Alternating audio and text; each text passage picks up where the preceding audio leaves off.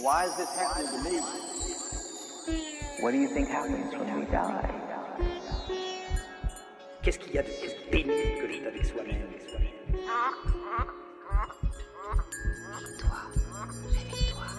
Hey, yeah. It's time to wake up. Réveille-toi, hey. Réveille-toi. Wake up, wake up, wake up.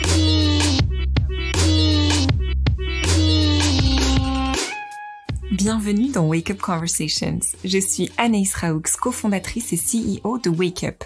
Dans ce podcast, j'esquisse les contours d'un monde du travail humaniste auquel j'aspire.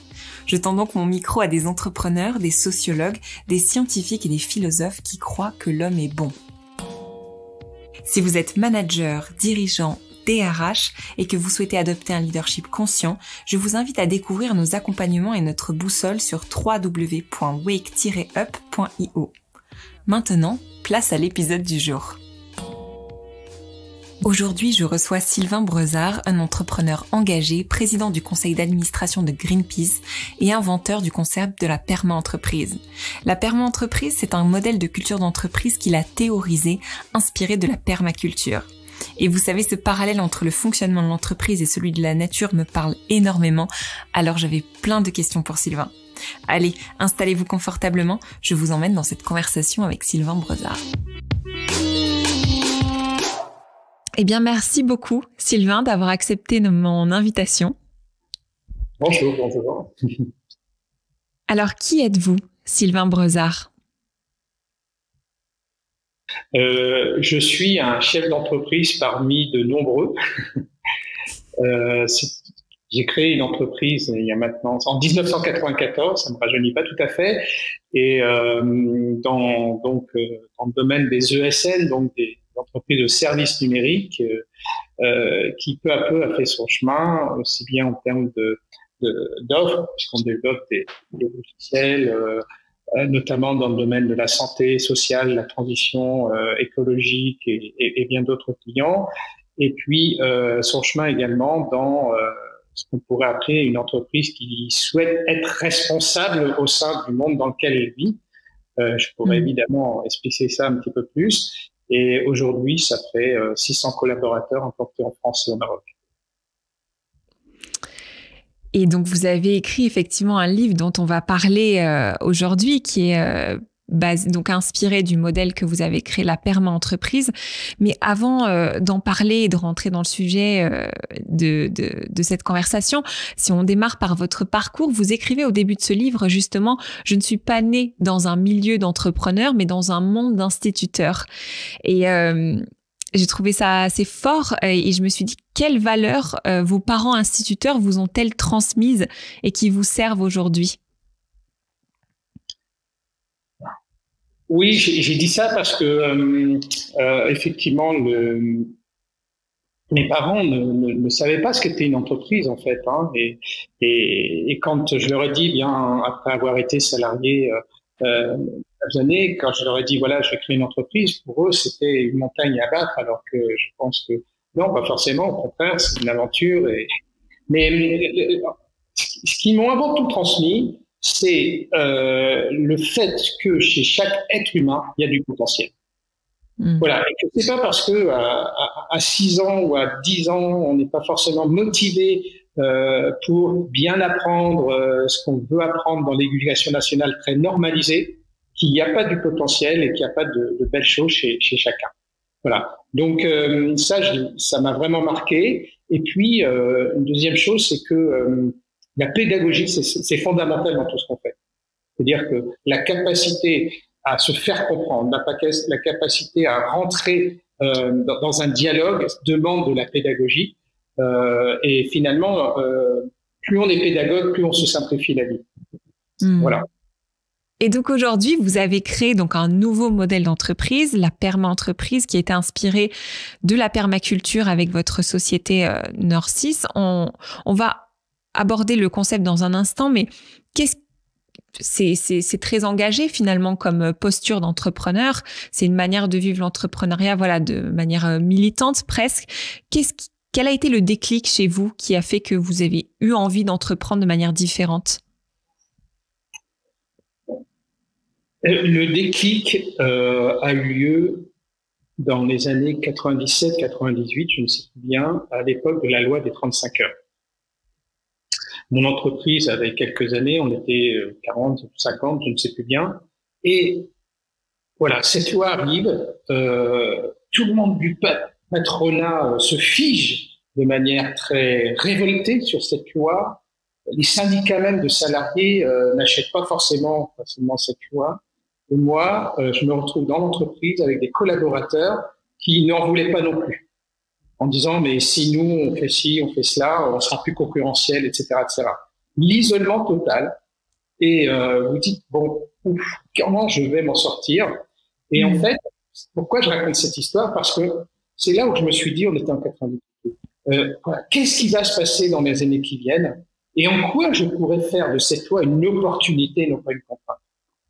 Et donc, dans l'informatique, voilà, il y avait un business très ponctuel, mais très facile avec l'an 2000, l'euro qui faisait travailler plus qu'il le faut.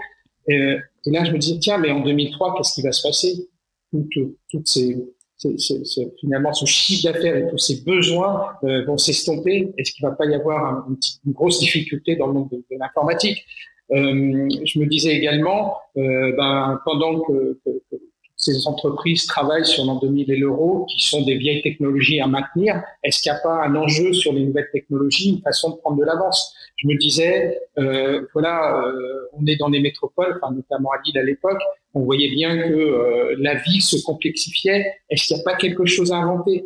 Et c'est là où je suis arrivé sur justement une vision à moyen terme qui essayait de prendre en compte ces problématiques. Et finalement, on a bâti un accord de 35 heures un peu hors norme dans notre monde, puisque congé plus CRTT, ça a amené à 47 jours de congé, et qui reste une force aujourd'hui de l'entreprise. Voilà. Donc ça, faire d'une contrainte une opportunité, se projeter sur les problématiques, sur les mutations qui arrivent à moyen terme et les anticiper, ça m'a beaucoup marqué. Et c'est ça qui m'a amené à dire... Oui, allez-y, pardon. Non, j'allais vous dire justement cette loi des 35 heures, parce que vous, tout de suite, vous vous dites, en fait, finalement, il faut un équilibre entre la vie professionnelle et le temps de famille, le temps de vie, finalement. Voilà. Enfin, vous l'approchez avec quelle philosophie?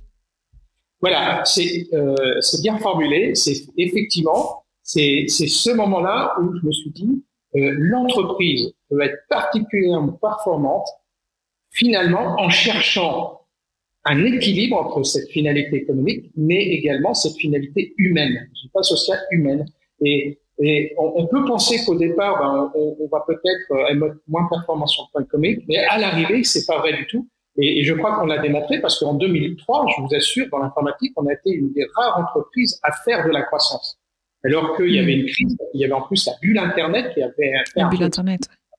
Et c'est ça aussi qui a fait que j'ai pu être sollicité par un mouvement patronal qui s'appelle le Centre des jeunes dirigeants d'entreprise, dont l'objet est de mettre en place une économie au service de l'homme. Et quelques années après, je me suis retrouvé président de ce Centre des jeunes dirigeants. Et c'était 2001, 2002, au moment où la RSE arrivait en France. Et je me suis dit, bon, c'est bien joli d'animer ce réseau sur le plan national, mais il faut transposer ces premiers éléments de RSE dans une démarche qui puisse toucher les 5000 membres du CJD. Et donc, j'ai appelé ça la recherche d'une performance globale, c'est-à-dire la recherche d'un équilibre entre la finalité économique, certes, mais également humaine et environnementale. Et ça, c'était un petit peu nouveau, le fait de parler de l'environnement dans le monde de l'entreprise. Oui, c'est ça, j'allais vous dire. Donc en fait, ce déclic-là, il a démarré en fait socialement, donc vraiment avec le côté humain, la préservation de prendre soin des hommes, et ce côté environnemental, puisqu'il y a un autre pilier, on va y revenir dans un instant, mais qui est la préservation de la planète. Quel moment de votre vie ou quel instant, est-ce que ça a été avec vos enfants, est-ce que ça a été, enfin voilà, cette autre deuxième partie qui est arrivée beaucoup plus tard sur l'environnement, on n'en parlait pas dans le business, je pense en 97, dans les années 2000. Vous, quand est-ce que c'est apparu? C'est une bonne question parce que je n'ai jamais réussi à cerner vraiment le moment. Ceci étant, quelques années après, je suis retourné chez mes parents et j'ai lu un livre qui avait été un livre que j'avais lu sans doute où j'étais encore lycéen, qui était un gros pavé sur le développement durable. Donc, il va y avoir une sensibilité. Alors après, je peux toujours dire, parce que je suis né en campagne, parce que j'ai été imprégné de ces paysages, de la nature et autres avant d'arriver sur Paris, par exemple, et sur l'île ensuite. Je ne sais pas en dire plus, mais toujours est-il que effectivement, c'est quelque chose qui s'est construit en moi, ça c'est sûr, et qui s'est amplifié à partir du moment où j'ai poussé cette vision de performance globale. Et c'est d'ailleurs ça qui m'a fait un peu repérer dans le microcosme des dirigeants et autres, et qui a fait qu'après on m'ait tendu cette perche pour intégrer Greenpeace France et finalement animer son conseil d'administration depuis maintenant 10 ans.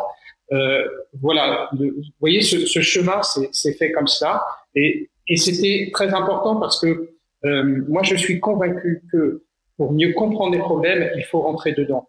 Il faut acquérir de la connaissance. Aujourd'hui, on manque de connaissances sur beaucoup de choses et on prend des positions.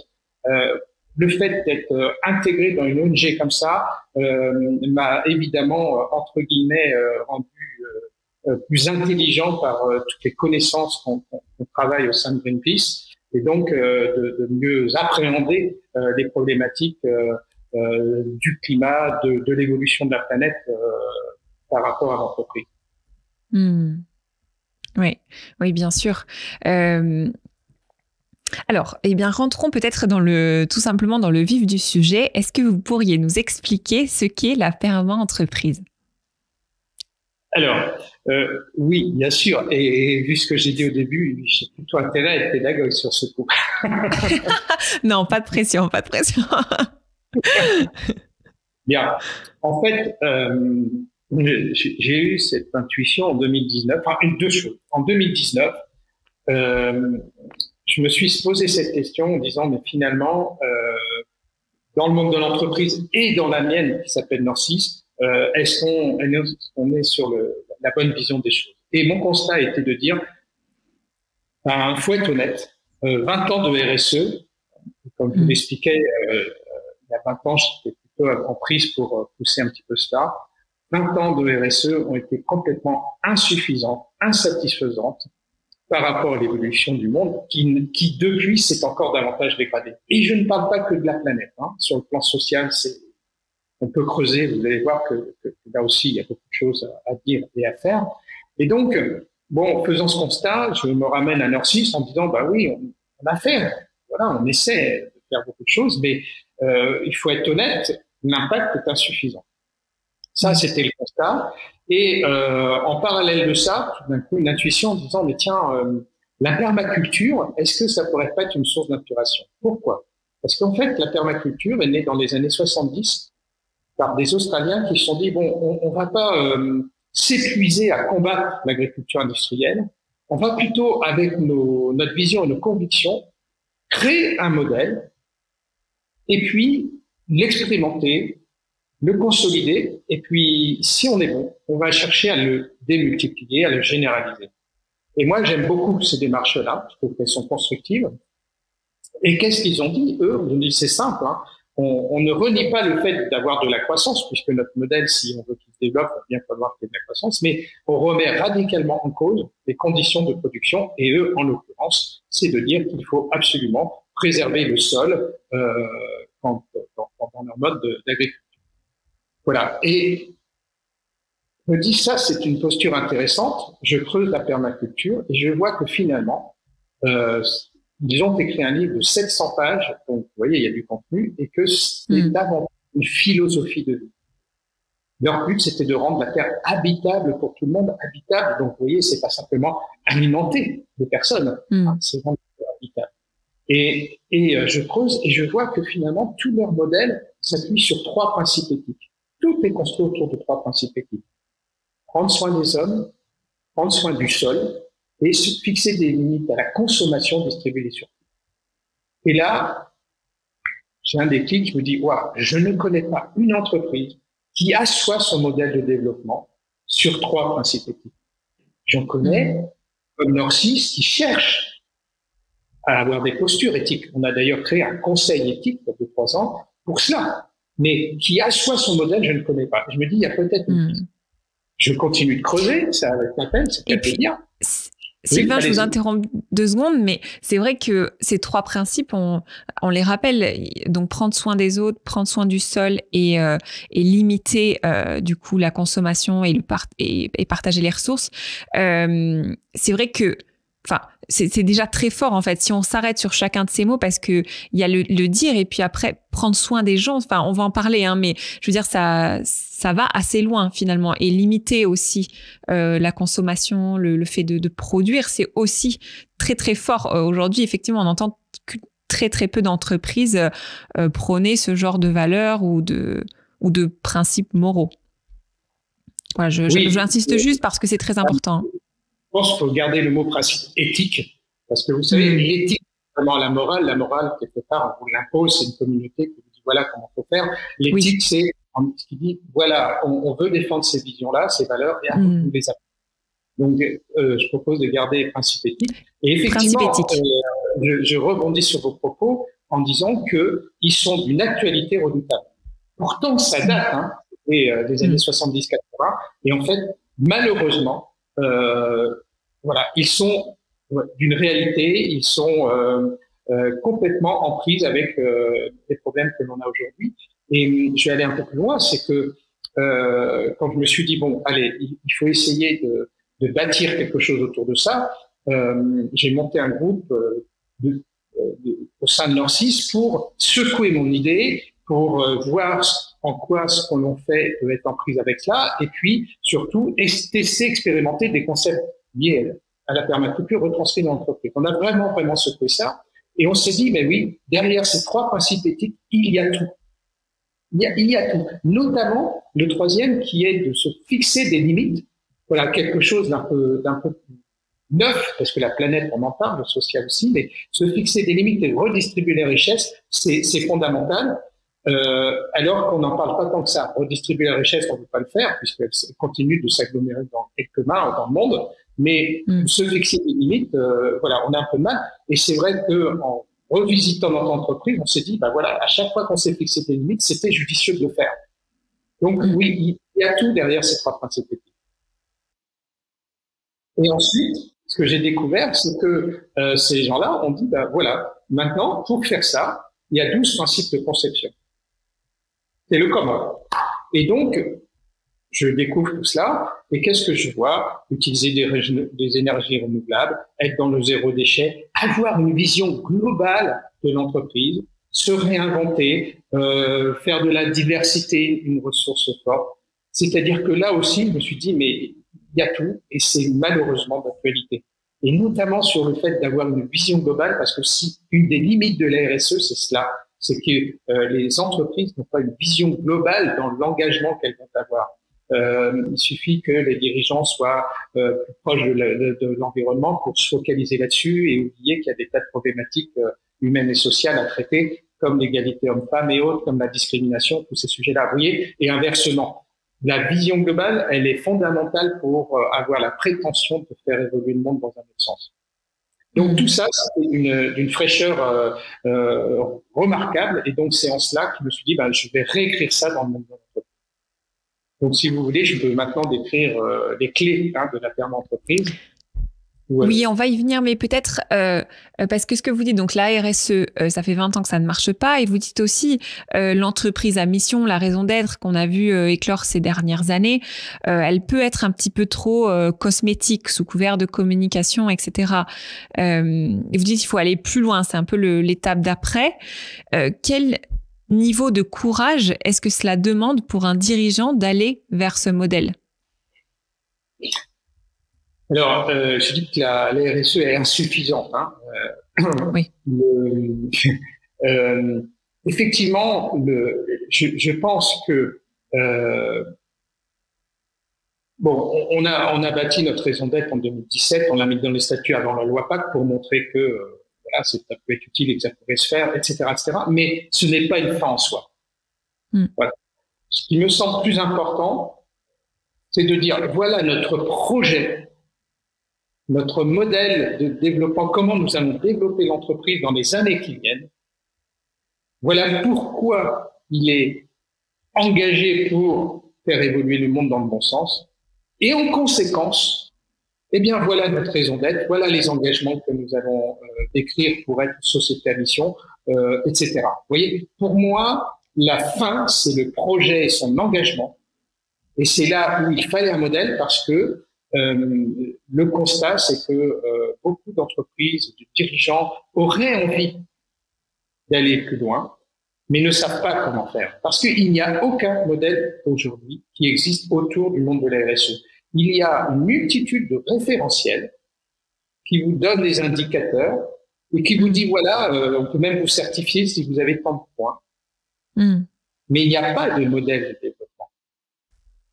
Et donc, voilà, l'enjeu que je me suis donné, c'est de formaliser un modèle et également de dire voilà comment le mettre en place. Voilà toute la méthodologie pour le mettre en place, parce que là aussi, on peut être convaincu, mais après comment je fais? Eh bien, c'est ce que j'ai cherché à répondre à cette question-là. Et alors, sur le niveau de courage que cela demande, qu'est-ce que vous diriez? Oui, j'ai oublié de répondre. Mais c'est pas volontaire, excusez-moi. Non, aucun problème. Alors, moi, j'aurais tendance à utiliser un autre mot, c'est que développer un modèle comme celui de la perma-entreprise, ça rend l'entreprise passionnante. Et pourquoi ça va être passionnant? C'est parce que en plus, le collectif va se créer, ce qui fait que ça va être une aventure passionnante sur un plan collectif. Et ça, c'est ce qui se passe à Nancy depuis des années. C'est ce qui se passe dans quelques entreprises pionnières que j'accompagne. C'est systématiquement la même chose. Donc, rendre l'entreprise passionnante, je trouve que derrière cela, il n'y a plus que courage à avoir, il y a de l'énergie à avoir. Parce que quand on est dans la passion, effectivement, ça peut pomper de l'énergie, donc il faut en avoir, il faut la renouveler, il faut la régénérer, comme on dit dans ma perma-entreprise. Mais voilà, je préfère cette posture-là et je vous assure que c'est bien la réalité des choses. Après, effectivement, on va se dire, parce que la méthodologie va nous aider, on va se dire, mais tiens, comment je peux faire tout cela?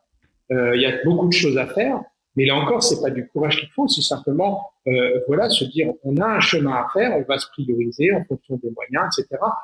Mais tout ça, ce sont des arbitrages plutôt intéressants à avoir et à avoir avec les collaborateurs et les collaboratrices d'une entreprise. Super, oui, j'aime beaucoup cette notion d'énergie en fait. Et d'ailleurs, vous, la manière dont vous représentez les niveaux d'avancement, débutant, initié, etc. C'est une jauge, donc c'est marrant bref, parce que c'est aussi comme ça qu'on peut mesurer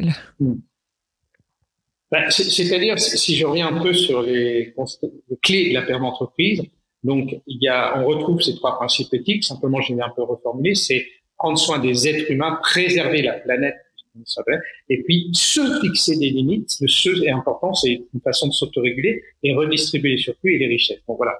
J'ai réécrit les principes de conception que j'ai appelés principes de design pour justement faire en sorte que on ait une facilité pour définir nos enjeux de court et de moyen terme de l'entreprise.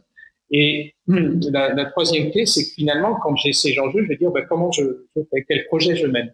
Et on va revisiter l'entreprise pour dire, tiens, il y a déjà ça qui se fait, il faut qu'on le consolide, très bien. Et puis, on va lancer de nouvelles initiatives.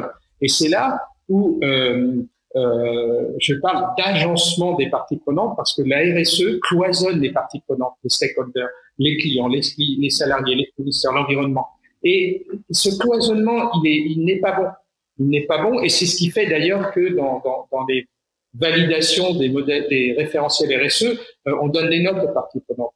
Moi, j'ai cassé cela pour dire, voilà, on va arriver des enjeux au projet, et pour chacun des projets, on va se dire quelles sont les parties prenantes que je vais mettre entre guillemets autour de la table pour trouver une communauté d'intérêt. Ça s'appelle l'agencement dans la permaculture. J'agence des parties prenantes, et à chaque fois que l'on fait ça, comme on le fait dans l'agriculture, on voit que on est plus efficace et plus ambitieux. Et l'agencement des parties prenantes, c'est vraiment une des clés du modèle de la perma-entreprise. Et puis, une fois qu'on a fait tout cela, on va effectivement, à travers les projets, se définir des objectifs d'impact, parce que ça, c'est important aussi. Il faut qu'on sorte des objectifs de fait. Vous voyez combien de jours vous faites de formation en moyenne par collaborateur dans l'année. Ça, c'est les référentiels RSE. Eh ben, bon, c'est un indicateur, mais aujourd'hui, il faut qu'on sorte de ça pour dire c'est pas la bonne question. La bonne question, c'est en quoi vos collaborateurs considèrent être mieux employables aujourd'hui qu'hier. Voilà, ça c'est l'impact. Donc, moi, je pousse à ce que finalement, dans le modèle à la sortie, on ait un référentiel, le sien, celui de son entreprise, on n'a pas besoin d'aller voir ailleurs, d'objectifs d'impact, et pour que il y ait un réel engagement, j'en impose 23. Voilà, j'impose 23 objectifs d'impact. C'est la seule solution, si on généralise la paire d'entreprise, pour changer le monde. Et donc, effectivement, dedans, on va retrouver des objectifs d'impact qui sont liés aux 3 principes éthiques, les êtres humains, la planète et les limites et redistribuer des richesses. Et c'est à ce niveau-là, pour rebondir sur ce que vous avez dit, que, effectivement, je n'ai pas voulu être clivant ou élitiste en disant, ben, pour ces objectifs d'impact, il y a un chemin à faire, il y a des étapes, j'en propose 3. Pour comment dirais-je, faire en sorte qu'on puisse avoir envie d'enclencher les choses. Oui, c'est super intéressant et surtout, moi, ce que vous disiez, c'était tout à l'heure, à l'instant, c'était voilà, c'est pas la bonne question qu'il faut se poser. Si et je trouve ça, oui, intéressant comme approche. Si on avait Bon, alors ça va être dur parce que vous avez livré toute la méthode, effectivement. Alors, si je vous demande de choisir, ça va être compliqué. Mais s'il y avait peut-être une question que les dirigeants, aujourd'hui, les entrepreneurs, devraient se poser, ce serait laquelle?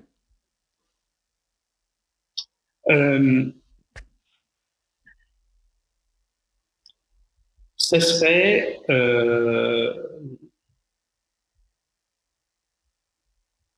comment je peux faire que mon entreprise soit un acteur reconnu pour faire évoluer le monde différemment, tout en étant performante sur le plan économique. Merci. Et concrètement, alors dites-nous un petit peu quelles actions marquantes, peut-être on va pas toutes les lister, mais en tout cas peut-être 2, 3, est-ce que vous avez mis en place au sein de votre perma-entreprise justement des choses qui marquent ou que vous avez l'habitude de citer? Je vais vous donner quelques exemples.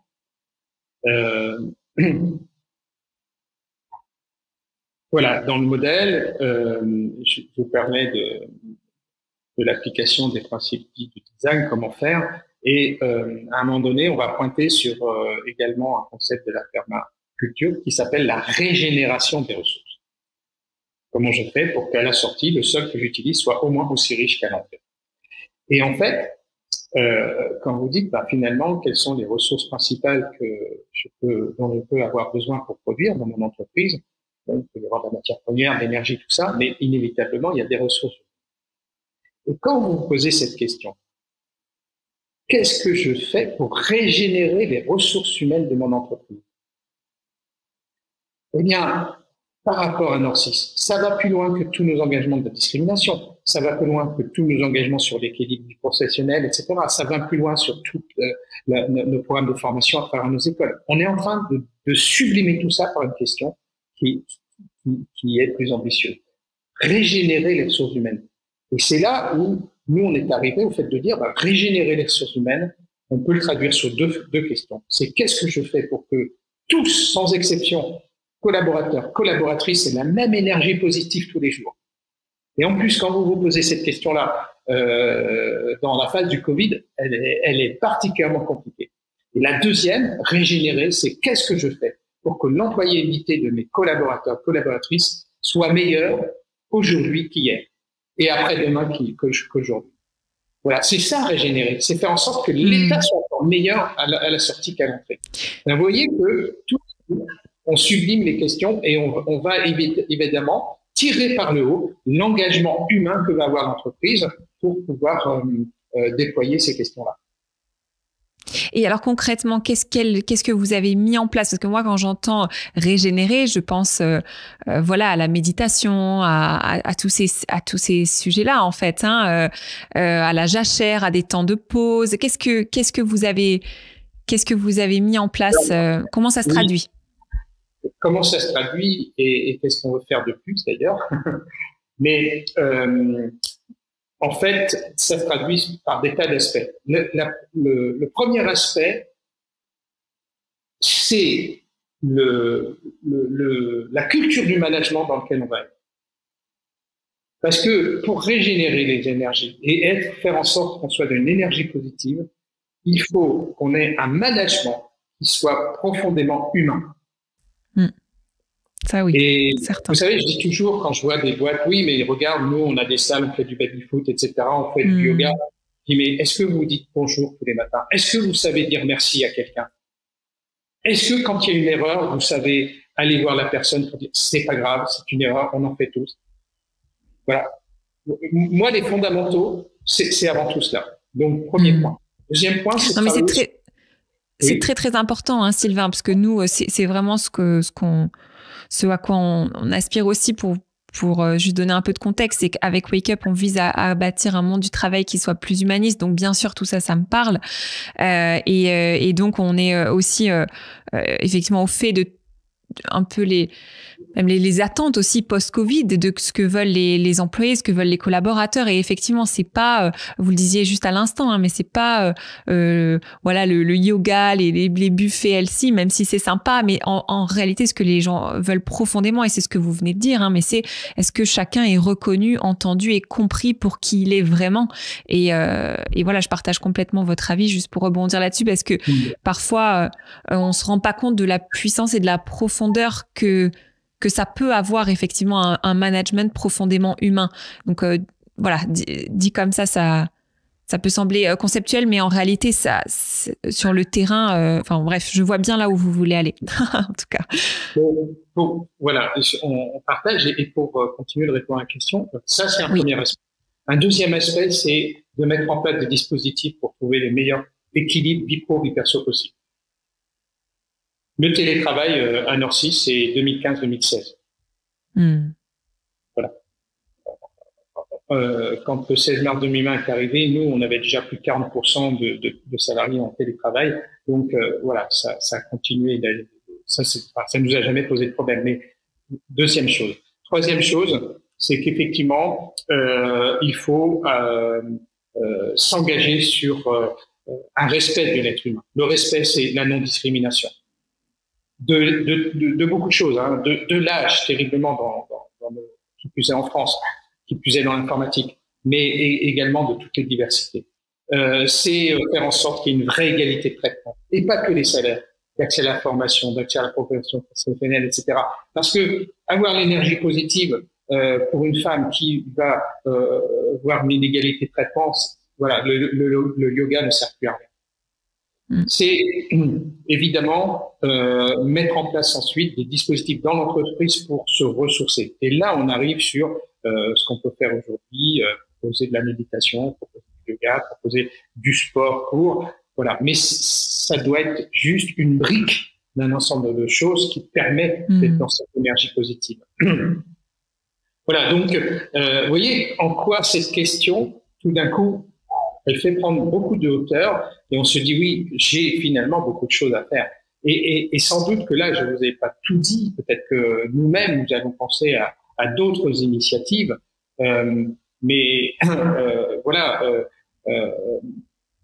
on peut parler de taille humaine, par exemple. C'est quoi la taille humaine? C'est quoi être dans, entre guillemets, l'humain dans l'entreprise? Je peux vous dire que peut-être que c'est faire en sorte que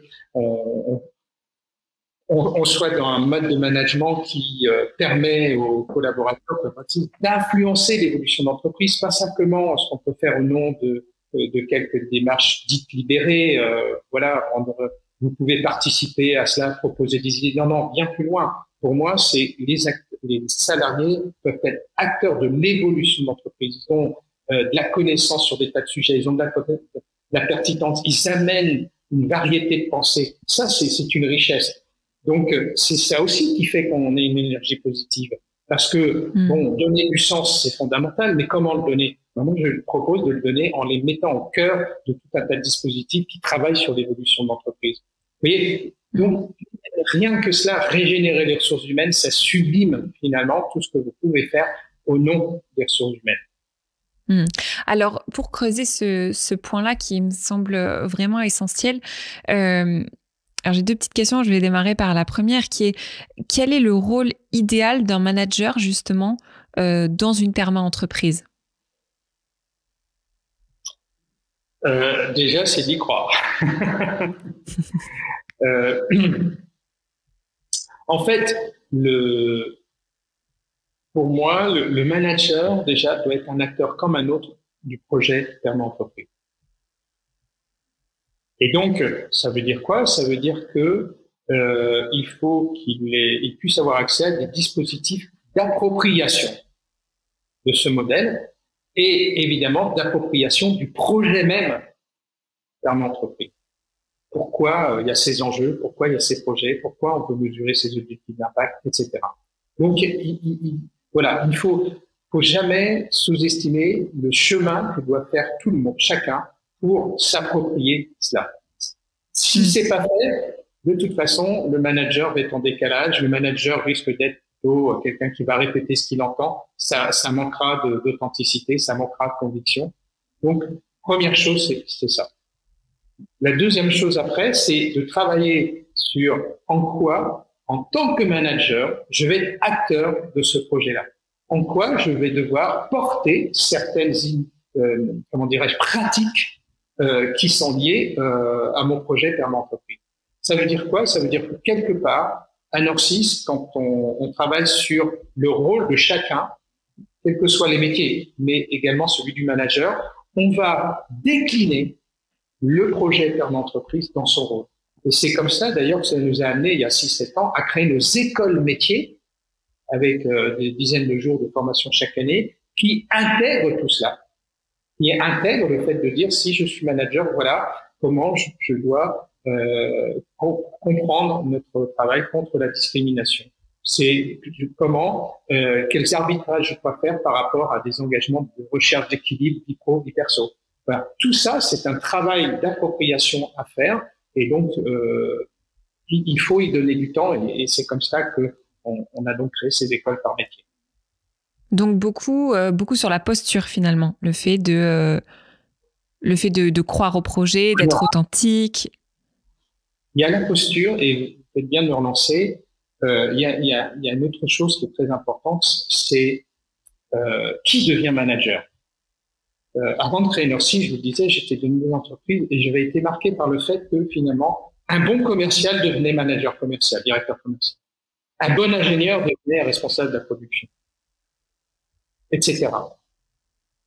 Et en fait, c'est pas parce qu'on est bon technicien, entre guillemets, qu'on va être bon manager. Parce que les qualités sont très différentes. Il faut avoir. Bien sûr. Et donc, ces entreprises qui étaient dans ces modèles-là, franchement, ça faisait de la casse. Parce qu'il y avait des managers qui n'incarnaient pas du tout cette fonction de management et donc qui l'appliquaient de manière assez mécanique, un peu par mimétisme. Mais donc moi, ça m'a marqué. Et effectivement, ce qu'on a cherché très vite à faire, c'est dire, OK, c'est bien qu'on puisse faire des parcours à Norcis, mais être manager, c'est avant tout, c'est pas forcément être le meilleur commercial, etc. C'est avant tout avoir en soi des qualités intrinsèques à ce qu'on veut être. Et la première, et c'est facile à voir, c'est finalement en quoi j'ai de l'intérêt pour les autres. Voilà. C'est le plus important, c'est d'avoir de l'intérêt pour les autres et pas que quelques personnes. Et effectivement, quand vous regardez ça, vous allez dire oui, c'est pas forcément le meilleur commercial qui va être manager commercial. Et c'est vraiment important parce que je dis toujours qu'on réussit d'autant mieux à passer une idée, à conduire le changement qu'on part des autres. Et je vois beaucoup dans la vie des gens partir d'eux-mêmes et en fait très vite ça a de fortes limites. Donc voilà, l'intérêt pour les autres est fondamental. avoir envie de passer du temps pour les autres, c'est fondamental. Vous voyez, donc c'est en cela que parler de manager, pour moi, ça a énormément d'exigence, effectivement. Et après, il faut laisser le temps, comme tu disais, de chacun de s'approprier le projet permanent entreprise et ce qu'il porte derrière. Et quel rituel est-ce que vous avez, s'il y a des rituels voilà, concrets, des petites choses, hein, mais que vous avez adoptés au sein de Norcis? Est-ce qu'il y en a quelques-uns qui vous viennent à l'esprit? Alors, je vous rassure, Norcis n'est pas une secte, même s'il y a des rituels. Ah non, mais il y a des rituels dans toutes les cultures. Et d'ailleurs, qu'ils soient explicités et faits en conscience ou non, d'ailleurs. C'est ça qui est... je ne sais pas si ça répond à ce mot rituel, mais ce qu'on a mis en place assez vite, parce que l'image, c'était de dire, voilà, on grandit et je ne sais plus mettre un prénom sur chacun. C'était un peu l'image que je donnais. Mais en fait, un des rituels, c'est de passer une journée, moi-même et Mathilde, qui est DRH et maintenant DG du groupe, une journée avec tous les nouveaux collaborateurs une fois qu'ils ont passé environ 6 mois, fin de période d'essai, etc., mais qu'ils ont un petit peu de vécu Norcis. Passer une journée avec des groupes de 8.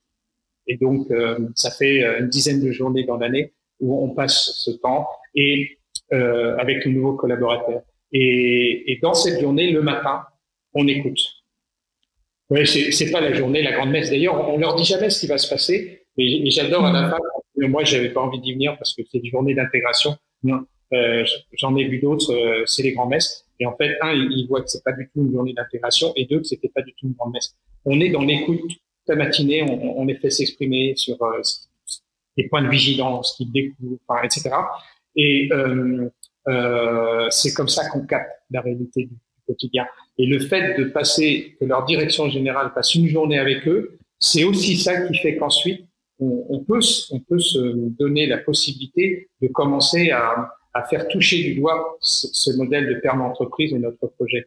Vous voyez, ça arrive dans la continuité d'une démarche d'écoute très très forte, et non pas comme une grande messe, on vous raconte l'histoire et puis merci, quoi. Donc oui. Voilà un exemple de rituel. Super. Et alors j'avais une autre question là qui est peut-être un petit peu décalée, disons, mais en fait moi quand j'entends la permaculture, c'est quand même l'art de mettre en lien les éléments pour arriver à une harmonie avec la nature. C'est la reconnexion au vivant, c'est la reconnexion à la nature. Alors moi j'y vois une forme de spiritualité, une dimension spirituelle. Je me demande quelle est la place de la spiritualité dans le modèle que vous avez, s'il y en a une. Alors oui, la permaculture, c'est l'agencement des écosystèmes. Hein. C'est ce qui fait qu'on va pouvoir produire le plus possible en utilisant le minimum de ressources. Donc c'est là où je parlais moi d'agencement des parties prenantes par projet pour être plus ambitieux et efficace possible. La part de spiritualité,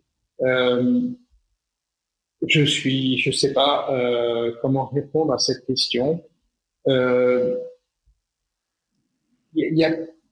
La perma-entreprise, c'est quelque chose d'extrêmement pragmatique. Et d'ailleurs, c'est ce que j'ai voulu. Hein. C'est parce que je vous disais tout à l'heure que les entreprises ne savaient pas quel modèle et comment le mettre en place.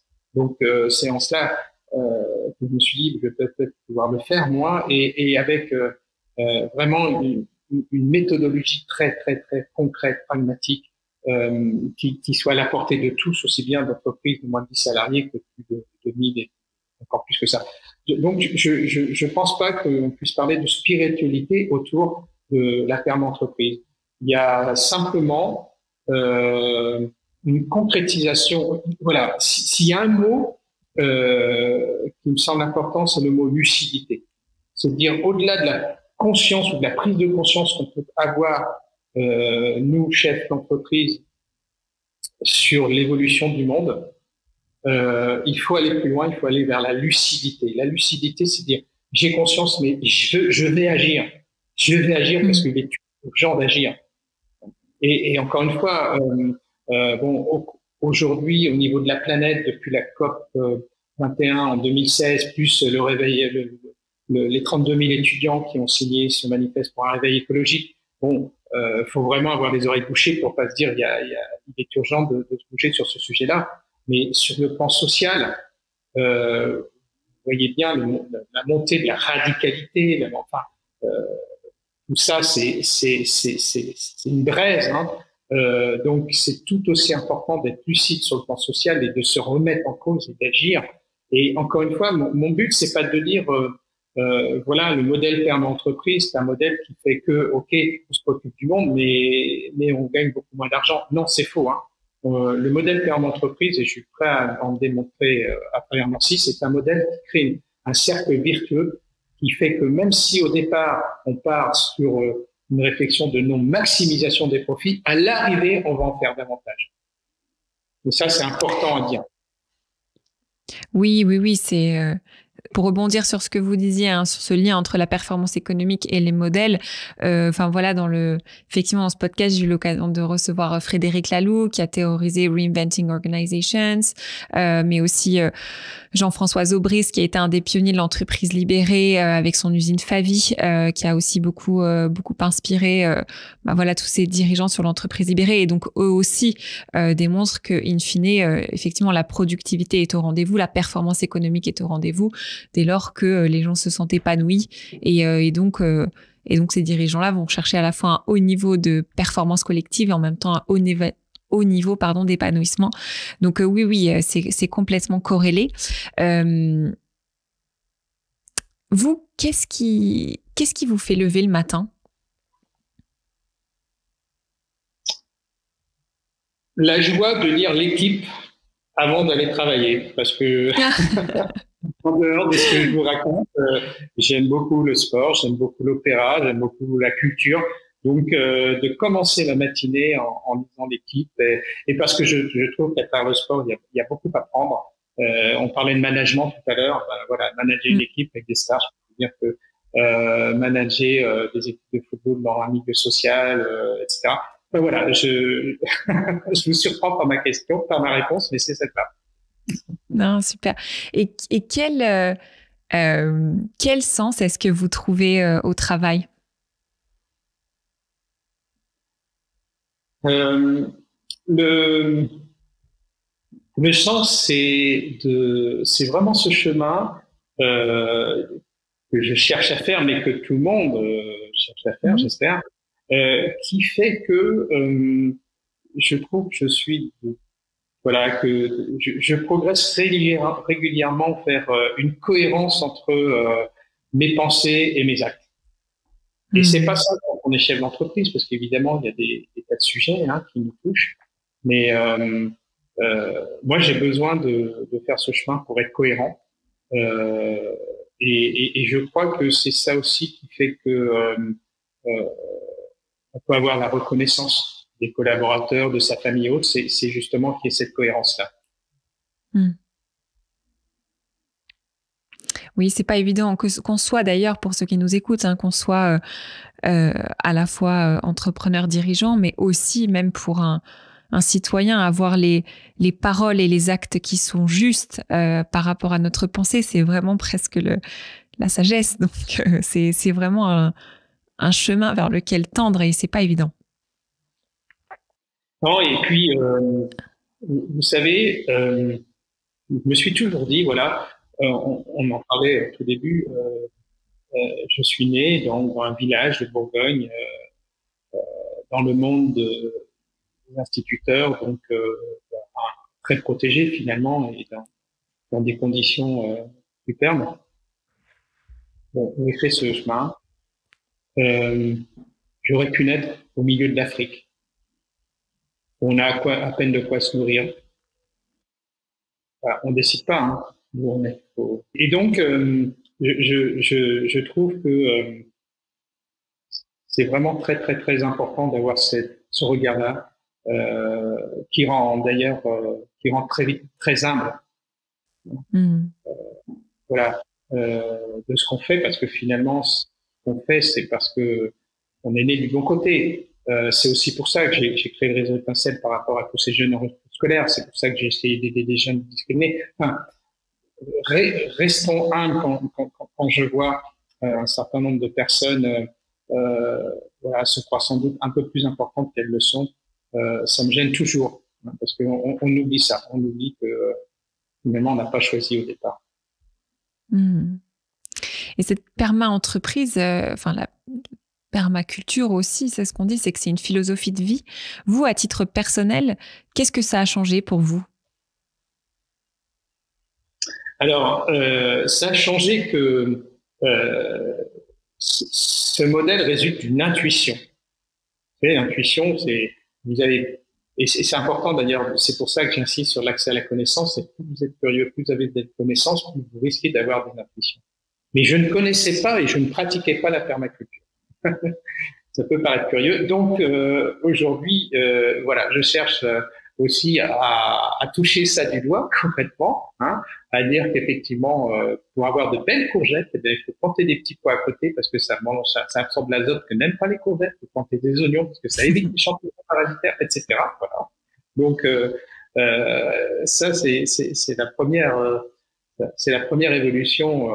La deuxième, c'est que donc Sylvain, vous avez créé un jardin avec, vous avez commencé à créer votre jardin avec. Vous voulez que je vous dise tout, hein, c'est terrible. Oui. Alors, ici, en 2019, c'est une année particulière parce que voilà, c'est là où je me suis remis en question. J'ai eu cette intuition de la perma-entreprise et finalement, on se retrouve là pour ça, grâce à ça. Et la deuxième chose que j'ai décidé, c'était de restaurer une maison de ma grand-mère dans le Morvan, c'est dans la Bourgogne, vraiment dans la campagne, pour toute ma famille, parce qu'on est un peu nombreux, on s'est pu se réunir, etc. Et finalement, non seulement cette maison, j'ai particulièrement habité pendant le confinement, ce que j'imaginais pas une minute, et donc vivre de télétravail, et donc m'a permis d'avoir un jardin, parce qu'à Paris, une jardinière, c'est quand même très restreint, d'avoir un jardin pour pouvoir expérimenter cette permaculture. Je me disais que ça faisait un peu plus sérieux de pratiquer la permaculture quand on parle de perma-entreprise. Génial, génial. Et alors, oui, pardon, et du coup, je vous ai interrompu sur les changements que ça a eu pour vous. Donc, la maison dans le Morvan avec le jardin de permaculture. Et il y a peut-être d'autres choses que vous vouliez ajouter? Les changements liés à la perma-entreprise, c'est aussi de, comment dirais-je, de voir un certain nombre d'entreprises, de chefs d'entreprise, avec un E, de femmes aussi, me renvoyer quelque chose d'assez positif et dire bon, j'ai envie d'y aller. Et donc le changement, c'est que du coup, oui, on va mettre en place des dispositifs pour accompagner les entreprises. Donc c'était pas du tout une fin en soi. Vous savez, quand vous créez quelque chose, encore une fois, restons modestes. Hein, ça peut très bien tomber à plat. Mais donc deuxième changement, c'est que c'est une joie de voir des entreprises dire je veux y aller, mais il faut nous aider. Et donc, il faut maintenant qu'on se structure, faut qu'on crée une école de la perma-entreprise, faut qu'on crée une équipe pour accompagner au sein des entreprises ceux qui le souhaitent. Enfin, voilà, ça c'est un travail sur lequel on a commencé à travailler. Génial. Génial. C'est merveilleux. On va suivre ça avec beaucoup d'attention. Dernière question avant de passer aux questions courtes. Vous êtes aussi, donc on l'a dit, hein, on l'a évoqué à plusieurs reprises, mais président du conseil d'administration de Greenpeace. Donc voilà, ça témoigne encore davantage de votre engagement. S'il y avait preuve ou besoin, pas du tout, mais en tout cas, moi, ça m'a marqué parce que je me suis dit, Greenpeace, c'est quand même, sont aussi quand même connus pour finalement des actions de communication un petit peu choc, des actions coup de poing. Si vous aviez peut-être une action radicale enfin voilà, quelle serait peut-être une action radicale que des dirigeants devraient prendre pour justement aller plus loin dans ce combat écologique ou dans cette idée plutôt de préservation de la planète? Qu'est-ce que vous diriez? J'adore les questions surprenantes comme ça. Je m'est venu en tête, c'est que les dirigeants d'entreprise, du jour au lendemain, se retrouvent salariés d'une boîte comme Amazon. Retrouve salarié d'une boîte qui finalement est dans la maximisation du profit à outrance, et puisse voir ce que ça veut dire quand on est salarié. Je pense que ça pourrait faire grand bien. Ah oui, je pense que ce serait un grand choc culturel. Excellent, on va recommander ça. Allez, on va passer, j'ai l'habitude de clôturer le podcast avec des petites questions courtes, voilà, répondez de manière assez spontanée. On démarre. À quel moment oubliez-vous le temps qui passe? Quand j'écoute de l'opéra. Quel est le meilleur conseil que vous ayez reçu?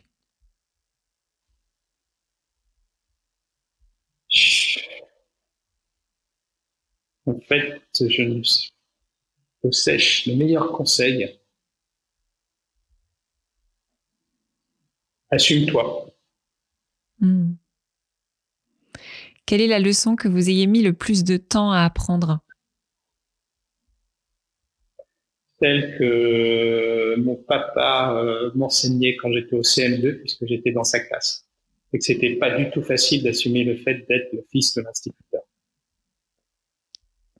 Que croyez-vous avec certitude?